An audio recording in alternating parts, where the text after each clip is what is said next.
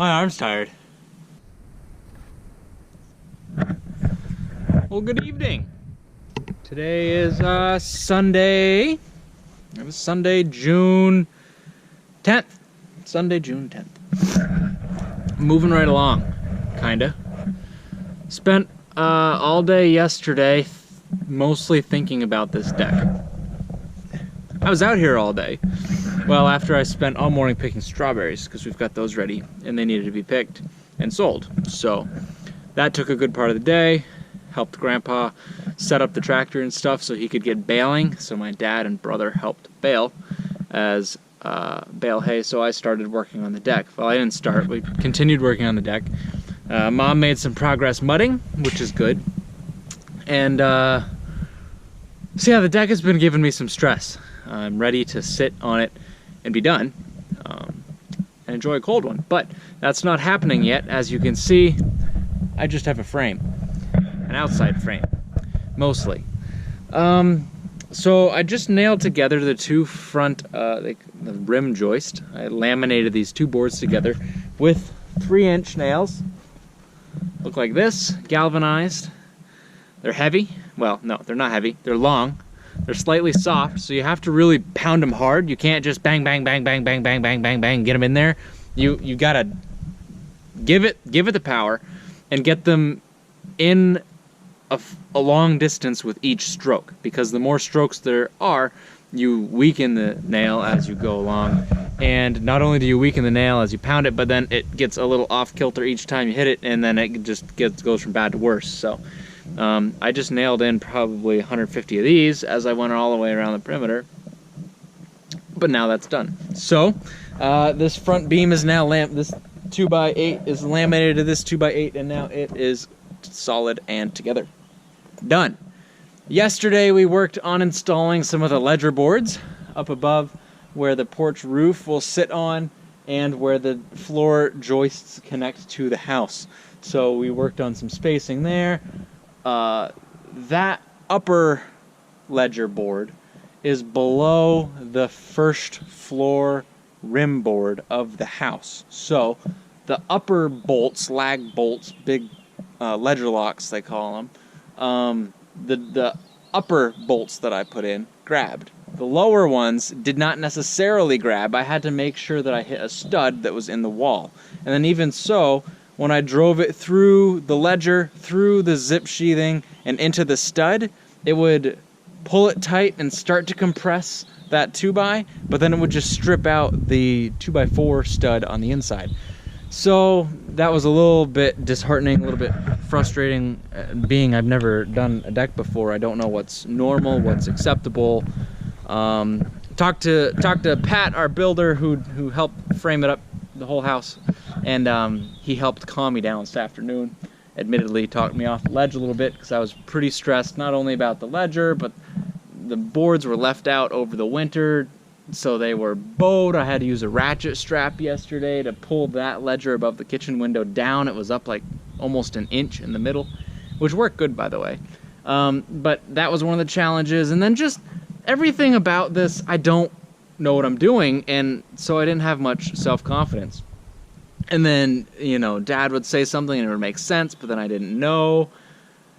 You know, so I don't know what's best, you know, not necessarily this example per se, but like where stuff overlaps or doesn't overlap or tees in, or like these that are laminated, they need to be offset because this, you can't have a 25-foot long board, but you need 25 feet of beam. So you have to use multiple boards that overlap, and then how far should they overlap? And all these are questions that are available for sure, and I could have looked them up for sure, and I could have asked another expert for sure. And realistically, does it matter whether it overhangs 16 inches or 3 feet? Probably not, especially because they're laminated together in pairs of 3 nails every 16 inches on the front. You know, so it probably is fine, but I'm building this deck, this porch, for my house that I plan to live in until I die. So I want to do it right, and I don't want to screw it up, and I want it to last my lifetime. I don't want to revisit this project again. So that's where some of my stress comes in, because I want to do it right. I'm not just flipping this house. I'm not just turning it over. It's not just a retrofit. It's a brand new house, and I want it done right, and I want it to last my lifetime. So that piles on a wee bit more stress, admittedly. But I'm figuring it out with the help of my dad and my father-in-law, and then I talked to Pat for a good 15 or 20 minutes this afternoon, and he answered, 30 questions I had, which helped and reaffirmed my thinking, which is really what I needed. I needed to hear what I was thinking made sense from the expert. And then, same with these ledger boards up top, where, they're holding up the roof and the snow load. So there's going to be quite a bit of weight up there, and Pat says it's way overbuilt to begin with, which is good to hear. But still, the roof trusses are resting on the beam up front, which rests on the posts. Was another big headache, trying to figure out where to notch the posts, how tall the posts are. The concrete changes in elevation a little bit because they're not quite perfect. So there's a lot going on with the posts. We spend a lot of time talking about and measuring and calculating post heights and the way those should be set, because if those aren't set, then the truss isn't going to sit right, and if the truss doesn't sit right, then it doesn't mate up against the house right, and then it doesn't nail good, and then you weaken your system. So there's a lot going on, and like I said, I don't want to mess it up. So because most of those bolts held pretty darn good, even the ones that didn't hold great, I think are probably holding good enough. But to reassure my confidence, as I went to Home Depot to get a whole bunch more stuff, I spent another $275 today. I picked up another box, which was like 30 bucks, of 50 of those screws, those big lag screws. I think I got some here. Yeah, these 3 5/8 lag screws. Sorry, it's getting dark. They're awesome screws. They work great, but they're like three something bucks a piece. So you don't want to drop them in the dirt, and you don't want to waste them. So I got another box for like 30 bucks, and I'm basically going to double up the bolts. Looking at the install pattern, it adds like from 60 pounds per square foot load to 70 pounds per square foot load is what that would be then rated for. And then some, which is good, because maybe someday we'll want to put a hot tub on the deck or something extremely heavy, so we want to make sure it can withstand the weight for a lifelong time. So I'm going to double up those bolts, and then I'm going to sleep easy at night, knowing that you can't overbolt it, and it'll be secured for a lifetime. Meanwhile, today, in between thinking about the deck, getting guidance on the deck, and stressing about the deck, Dad brought up the point, we really could start on some of the trim and the siding on the rest of the house. See, we don't have siding yet. It's June 10th, like I said. So glad I have the zip system where I don't really need to worry about a little bit of rain hurting it. Because the siding needs to align with these ledgers on the house and be flashed to the deck, so I kind of need to build the deck before I put the siding up. So that's why that states. Meanwhile, that doesn't mean I can't do the exterior trim now. Pat's coming back up to Vermont in just 2 weeks, and he says he will help me figure this out because he knows what he's doing, so he could probably whip it off in like 2 days, which is great. So, in the meantime, I'm going to spend some time working on trim. I gave it a shot this afternoon, right here. As you can see, I used some 3.5-inch PVC board that they used on the fascia and up on the drip edge. That's going to be the trim boards of this house. So, kind of get that old classic farmhouse style. It's a 3/4 inch thick, and then it's 3.5 inches wide. Realistically, I think they call it a 4/4. So it's supposed to be a 3/4 by 4, but it's 3/4 by 3.5. Anyways, so we've got a piece on the side, a piece on the side, and then a piece on the top. And then old school farmhouse windows, the window sill itself was a lot bigger and came out like this. I don't know if you'll notice that on some farmhouses, but it comes out like this. Meanwhile, these windows, they don't do that. They're flush.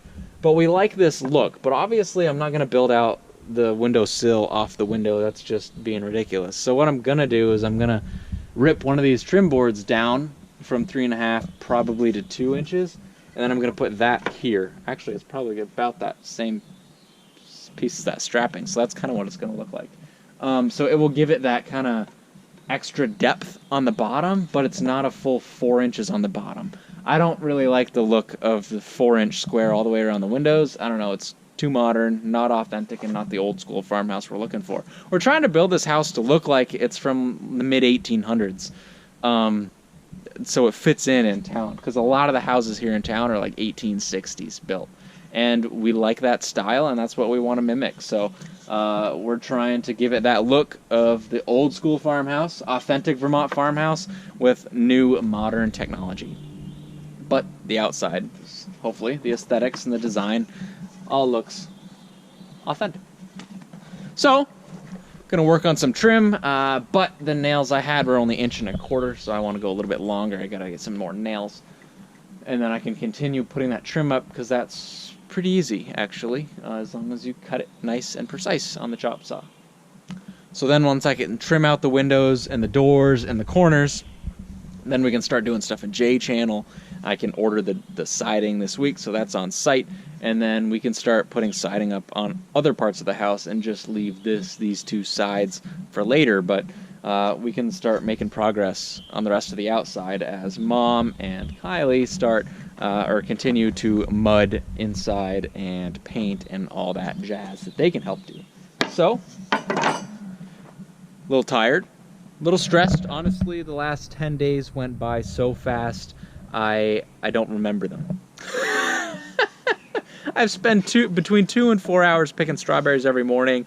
And then, thankfully, my job is flexible, so I spend all afternoon and evening working my day job, kind of second shifting it.